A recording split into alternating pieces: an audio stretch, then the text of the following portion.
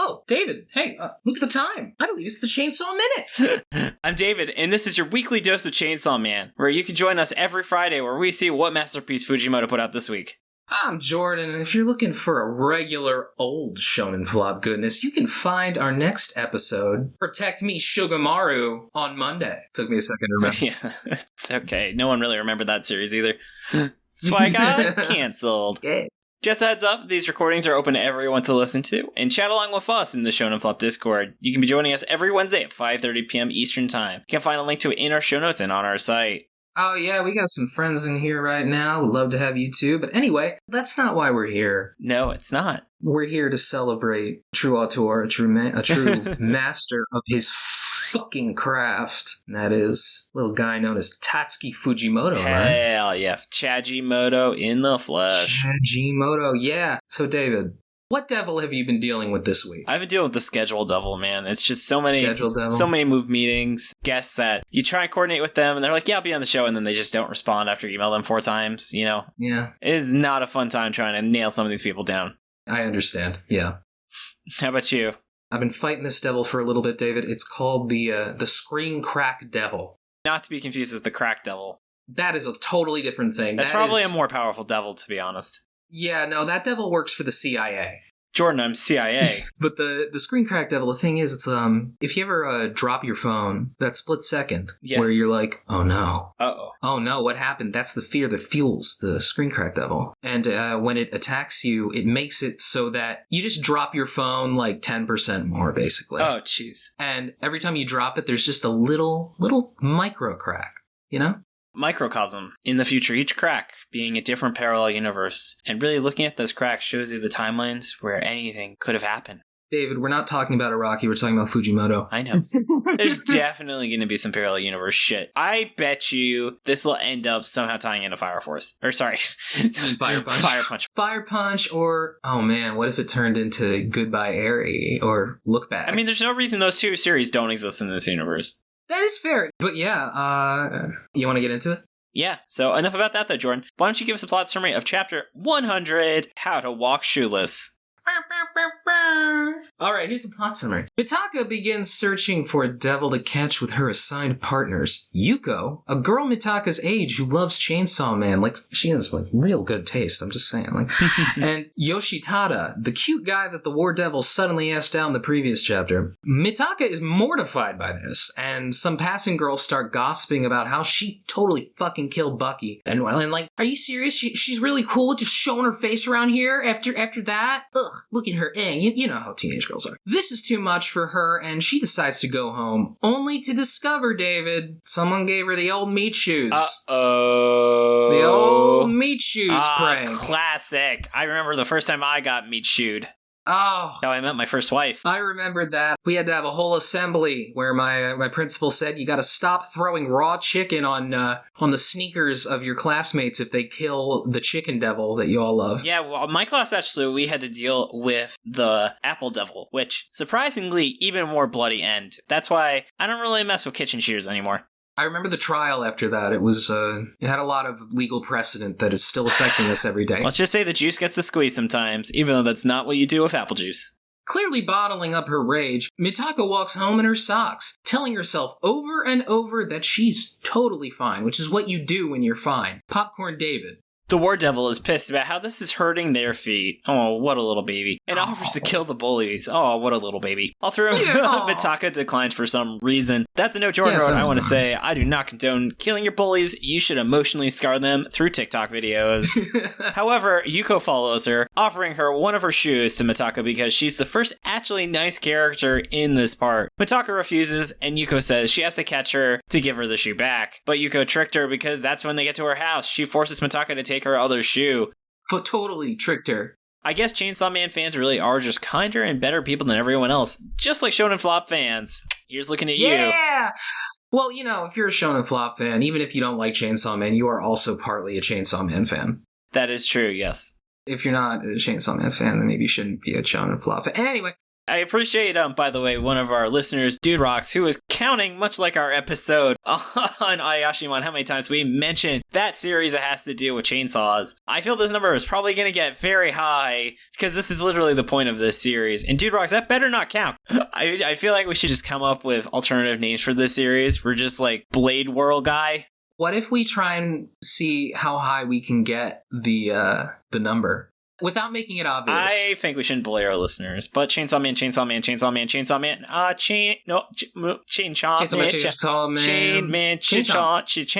Chainsaw. All right. Chainsaw Man. We're gonna have to play back on that later of how many times I actually said the word Chainsaw Man. Sorry, Dude Rocks, but I love you for doing the count. I guess we just totally missed you up there. Yes, we did. Jordan was like, oh, what a dick. And then when I got into when I was half saying it, then you were like, David's just a terrible person. No, I was like, oh, I see what you're doing, David. Okay, yeah, all right. I like the cruelty sometimes, David. I like when it brings out of you sometimes, you know? I'm just a crazy psycho. You know, David. What's up? You just kind of twisted, you know? Yeah. Or like the Joker devil. Oh, and you want to know how I got these scars? It was by making a podcast. Because we live in a society.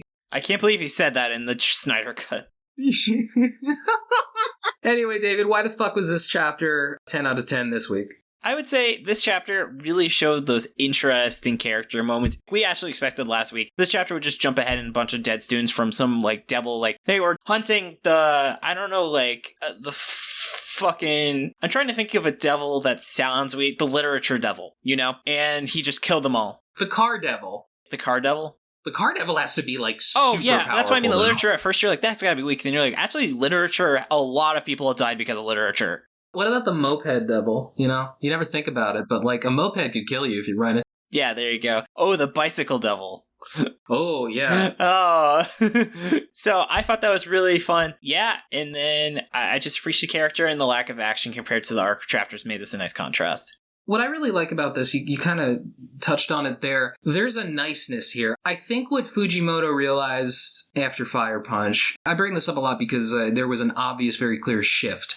Yeah. And I think what he realized is, oh, I can do the dark stuff if I just have something sweet happen too, like genuinely nice to make up for it. Like, yeah, this is an element of look back, you know? It's just so nice. The first chapter was Goodbye Eerie. This one is definitely a look back. Like that running chasing scene is straight out of look back. Yes. Fujimoto is like one of the only authors in shonen manga that consistently shows like young girls being friends. Yeah. Well, that's because he is a 9-year-old girl. Yes, exactly. It's just something you don't see otherwise. But yeah, I guess a 9-year-old girl would know more about that. But I also want to say, one of the things I really like about part 2 so far is that in part 1, we very rarely got like a sense of how the world at large is affected by the devils. Well, there was hints of it in the first chapter when they talk about the Chainsaw Man snacks, but I guess that's more of his influence on the cultural zeitgeist.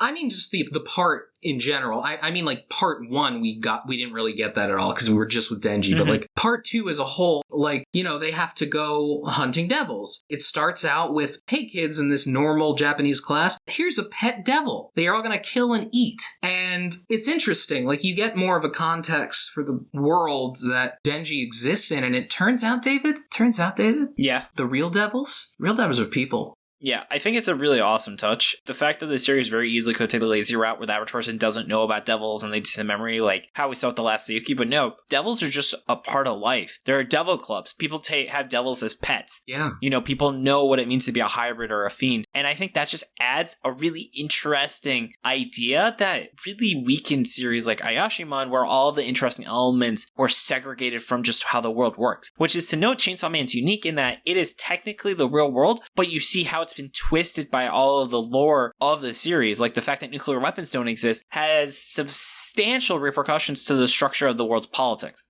Yeah. Like Donald Trump became president 20 years earlier. Well, I mean, also it's just, he has restraint. Like, the world is affected heavily by devils, but, like, it still feels like a normal world. Even though everyone is acting, like, extremely hysterically, like, humans in this series, like, that wasn't just a joke. Like, they are significantly more demonic than the devils usually are. The real devil is man. Except for the fact that Makamo was actually a devil, which kind of took away from that message. There are devils and then there are devils, you know? Oh, what about the detail devil? Because, you know, the devil's in the details. Yeah, and then they'll fight the Jersey devil. Yeah! David, a lot of people are afraid of Jersey. That's true. The Jersey Devil might actually be pretty strong. It's reincarnated as the New Jersey Devil.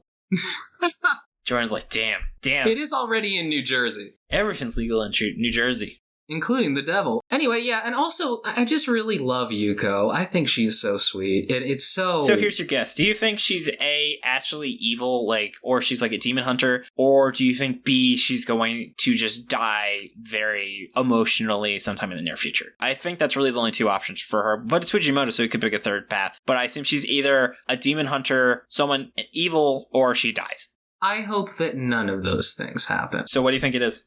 I think that Yuko becomes, fuck it. I think that Yuko gets like a devil power. I don't fucking know. I think what happens is that, the war devil freaks out Yuko, and will make me sad. She makes a thing with the peace devil, the only one that can keep the war devil in line. War and peace. Yes. Very nice. I wonder if there's ever a time where she's going to be playing cards and they play war, but it's Fujimoto, so he doesn't point that out, but just based on how they're playing the cards. That'd be a good way to do it. Yeah, you gotta have that subtlety in there, man. Total visual storytelling, you know? If only she had her foot sticking out when she tripped her. Oh my god. David's never gonna get over that. You better fix that in the special edition.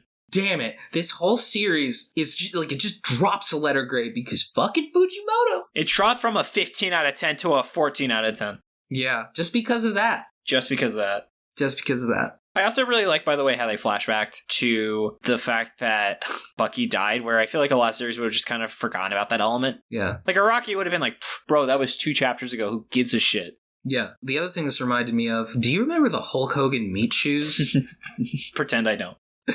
All right, listener, and David, as you clearly forgot, yes, the Hulk Hogan meat shoes. It comes from a something awful post from a long time ago, where this guy was just like, does anybody else remember this like weird commercial and like product that was around like 10 years ago? And, like Hulk Hogan pushed it, and they were like sneakers, and you could cut out the bottom, and they had like a little drawer on the bottom of the feet, and if you pulled them out, you could just store meat in them. And nobody has ever found any evidence that this existed, but the thread prompted a bunch of people to try and recreate it. It's not a good idea. Don't do it. It sounds like a very fake idea. There are a lot of reasons why that would not make sense. He Mandela affected the whole thing into existence, I think.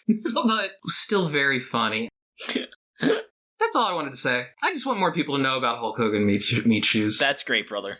Thank you. I remember when he asked Donald Trump to be his vice president, and that would have been great. Oh, man. Would have been better than Mike Pence. You know, Mike Pence is short for mechanical pencil. And you know, Eric Andre is short for American Dream. He is my dream. We should get him on the show. Eric Andre, if you're listening, come on Shonen Flop. Hey, Eric Andre, I know you're listening. You can totally come on the show. I know that you really want to, so just, reach out to us, man.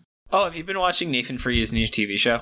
No. It's so good. The Rehearsal, I can't describe it. Just go watch it. There's 2 episodes out. It's what I'll recommend, actually, people check out in our Protect Me episode of that manga. Remains a piece of shit. Oh my god, dude, it's the reverse Chainsaw Man issue where we start talking about something else in the middle of us trying to talk about Chainsaw Man. So maybe it's time for us to close off this episode. Yeah, so I want to start by saying, Jordan, thank you so much for editing this episode.